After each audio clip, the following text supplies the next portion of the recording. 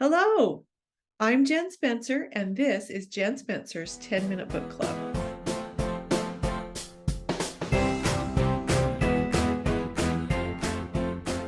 Hi, everybody. Happy December. Can you believe it's December already? I'm a little bit alarmed at how fast the whole year has gone. But I'm so excited today to have my good friend Lenora Worth here. She is a New York Times and USA Today bestseller and an amazing writer. She's also a fellow Amish fiction author, like I am with my other pen name. But today she's going to talk about one of her sweet romances because she also writes in the sweet romance category. Remember, if you ask a question or leave a comment in the comment section below, you'll automatically be entered to win a copy of Lenora's book, The Xmas Club, which I think you're going to love. And you'll also be entered to win an ebook copy of my book, Dandelion Meadows, which is a sweet contemporary romance set in Idaho in a small town with a lot of really quirky and fun characters.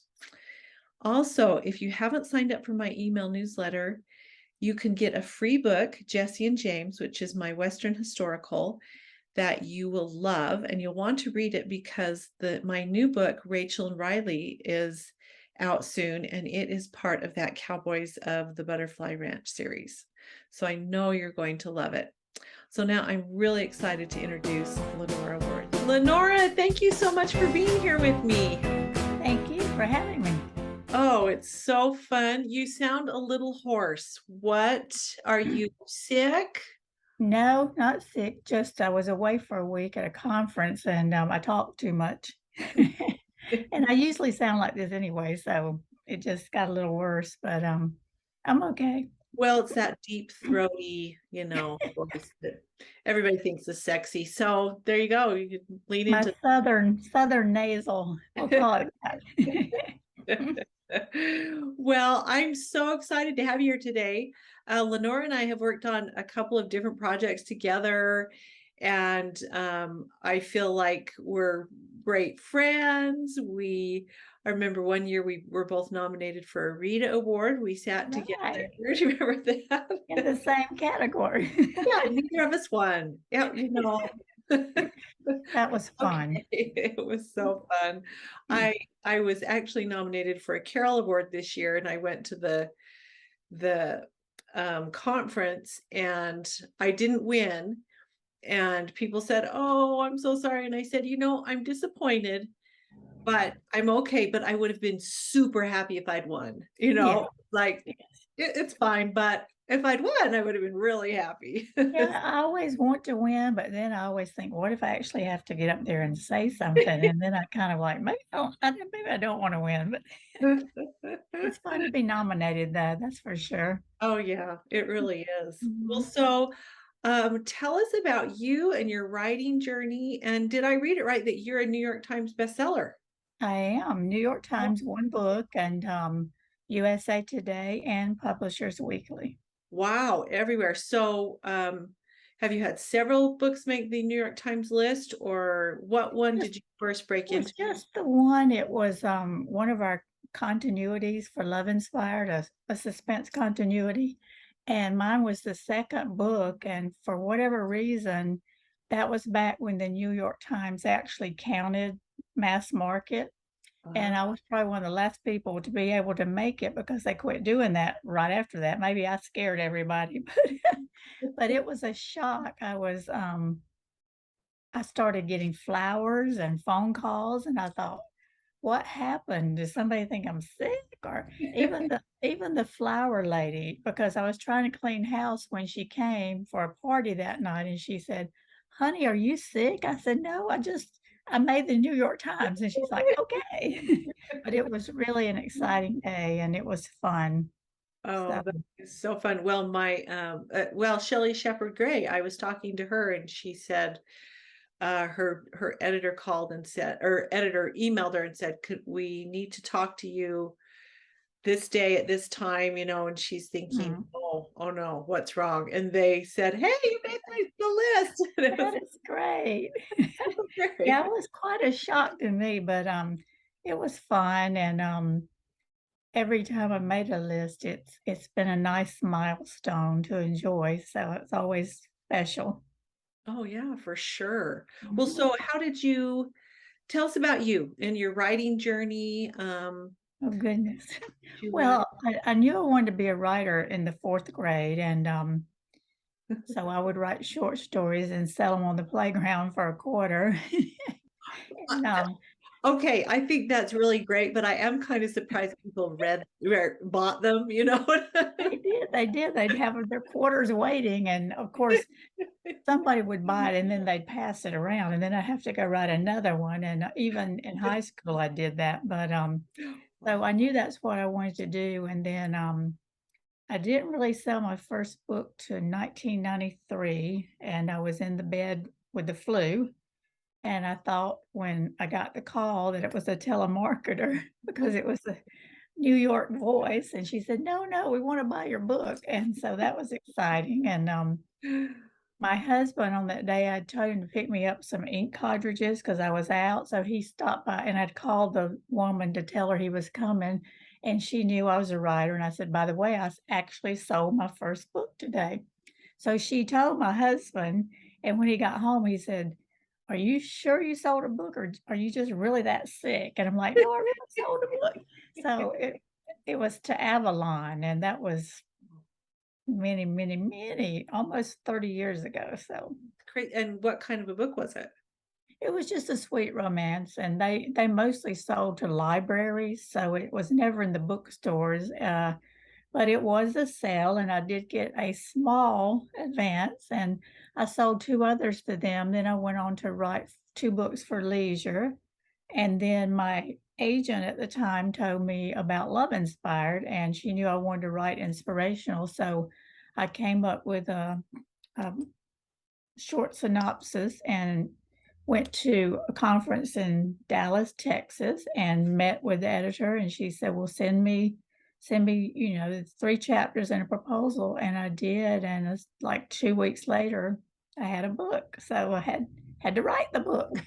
But, that was The Wedding Quilt, and that was my first love inspired and, really wanted a pretty good seller considering we were all new, but 6, I think the book came out it was either late '96 or '97, and so anyway, I've been with Love Inspired for 25 years, and I've written for Super Romance, uh, uh, the Tule group out in California, which is well, for me, sweet romance. They have all genres, and I'm also writing for Kensington with you, so or near you. So, are all your Kensington books, Amish? They Ro are. When I first reached out to Kensington with a couple of proposals, they were suspense, and then they asked me, would I like to write Amish? And I'm like, sure, because it was bigger books and a little more um, a little more subplot, and so I really enjoyed that.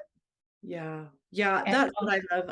I love writing because I know the Love Inspired are like 55,000 words, and Mhm. I love writing just a little bit longer, Yes. 80,000, 90,000 words. Yeah, You mine usually hit for Kensington about 83,000, and, I have really enjoyed that, and it was a series, so it was nice moving the characters throughout each book. Oh, that is really nice. Yeah, Well, I so enjoyed tell us about the book that we're gonna be talking about today, which is it's a different kind of book. It's about a woman who, is grieving.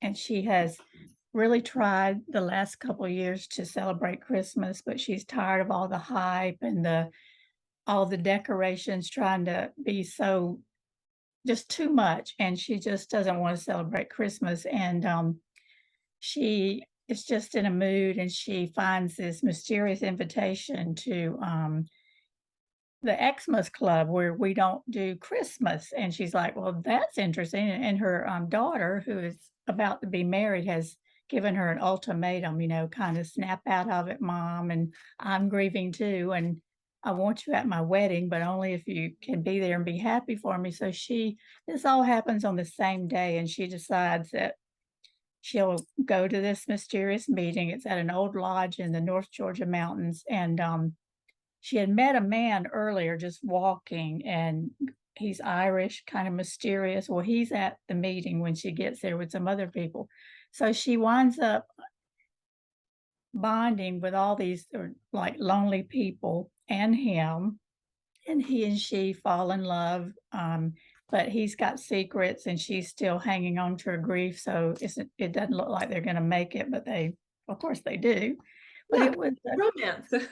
it is a romance, and it's a little bit of woman's fiction because she makes friends with these 3 other women that she 2 other women that she never thought she'd ever be friends with, and, there's one other man in the group who kinda mentors the hero, and it was really tough to write because there are a lot of people who dread the holidays because of grief. They don't wanna celebrate, and so that's why I decided to write a different type of book, and, it's sweet, but it's also realistic. It's, a little bit longer than my other books, and it's not that she doesn't want Christmas in her life. She wants the Christmas where you go to church, you hug each other, you have that feeling of what Christmas is really all about, and she feels like in all the chaos of commercial Christmas, she's lost that, and she's grieving too that she's lost some loved one. So it was tough to write, but I'm looking forward to seeing how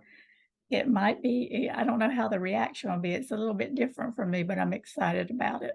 Oh, me too. Well, just such sounds like such a great read for the Christmas season, I and hope so. we can all use a little more Christmas spirit, Yes, and just that's what she had to learn. So she had to find her spirit again. and, I tend to be like a doer, so, like, in December, it's like, "What are we gonna do to kind of get that Christmas spirit going?" But I think in some ways, it's just being together with people and relationships, and this is what Christmas is, and just family and everything that surrounds that, and I'm sure that's why it's also hard for people, especially if they've lost someone Yeah. or just gone through a divorce or something hard, that it doesn't feel like Christmas. Exactly, and I thought, I know other people probably written books about that, but for me, it was the right time to write this type of book because I thought it might help some other, especially women who have lost their husbands or loved ones, and, so as I said, it was tough to write, but I'm glad I wrote it. Got it out of my system. Well, it sounds wonderful. We are almost done because this goes Okay. so fast. But oh, tell me, what is your favorite or one of your favorite romantic movies? I love Overboard. Have you ever seen with, Yeah, Goldie Goldie Hawn? Hawn, Yes, and Kurt Kurt Russell. That's not where they met, is it? Because they're I still think they were married. already together maybe. I Okay. might be wrong though, but I every time I see it on TV, I watch it all over again. I mean, he was such a messed up hero and she redeemed him and he redeemed her because she was I mean, she was self-centered and but a fish out of water, and I just think it's so cute the way they handled it, and, yeah, every time it's on, I watch it. Watch it. I agree. I adore that one because the character arcs, right? They're both I know. such rotten Opposites. individuals, and their character arcs are so beautiful and just It is. and they obviously they're together, so they Yes. have so much chemistry, and Oh, I I know. It yeah. was just so cute the way he convinced her she was his wife, and I still giggle when I think about it. So that was one of my favorites. Oh, that's great. Okay, last question. Mhm, You're stuck on a desert island. mhm. Would you rather have a lifetime supply of chocolate or toilet paper? Chocolate. Hey. I can work around toilet paper, but chocolate? I have to have that. Yeah. Eh, you see, I keep chocolate with me all Oh, the yeah, time. yeah, on hand at all times. Yes, on hand, especially when I'm on deadline, so Yeah, when sometimes I'll be riding away and I'll hit a wall, which mhm, happens every 20 minutes. I mean, you I just I hear you. and So I immediately just get up and find something to eat. That creates another problem, but I really, that's how I get over my wall is I just go find something good to I do that, or sometimes I'll go for a walk, but usually about 2, 3 o'clock in the afternoon, it's time for chocolate and a coffee, so eat. works for me. That's so great. Well, Lenora, thank you so much for being here. It's been a pleasure. And uh, readers, be sure and pick up that book. It sounds like it's just what we all need for the Christmas season. So Thank you for having me.